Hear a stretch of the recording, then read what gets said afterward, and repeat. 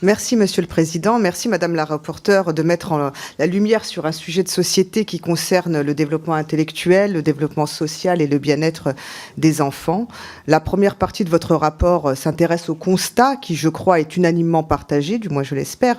Les études indiquant l'usage de plus en plus malsain du numérique chez les jeunes se multiplient. L'Organisation mondiale de la santé a publié un rapport le 25 septembre dernier qui souligne que la part des jeunes utilisateurs ayant développé un usage problématique des réseaux sociaux est passé de 7% en 2018 à 11% en 2022.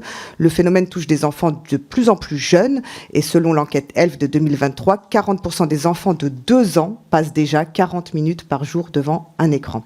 Une fois ce constat posé, doit venir le temps des solutions, comme vous le dites dans la deuxième partie de votre rapport. La France a commencé à légiférer, vous vous rappelez, c'était la loi SREN, sécuriser et réguler l'espace numérique de 2023, et il faut dire la vérité, on est passé à côté du sujet.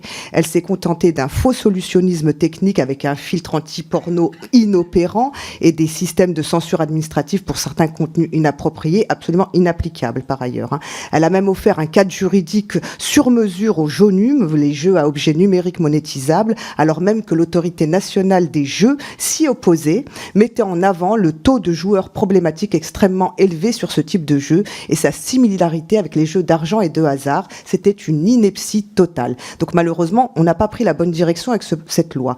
Tous les spécialistes, notamment ceux de l'OMS, le reconnaissent. La solution passe d'abord par l'éducation, qui était la grande oubliée du SREN, et notre système éducatif doit adopter une approche plus globale du numérique, qui n'oppose pas éducation aux médias et apprentissage des outils. Le deuxième levier majeur, Madame la rapporteure, vous le dites, c'est de mettre les GAFAM face à leurs responsabilités. Vous le dites très clairement, aux États-Unis, la multinationale Meta Platform est poursuivie par 33 procureurs généraux d'État pour avoir sciemment utilisé des fonctionnalités sur Instagram et Facebook pour accrocher les enfants à ces plateformes.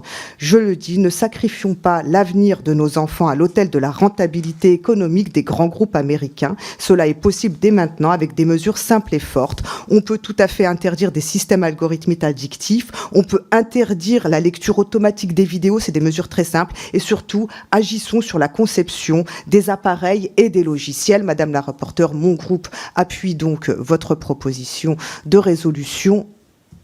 Et voilà.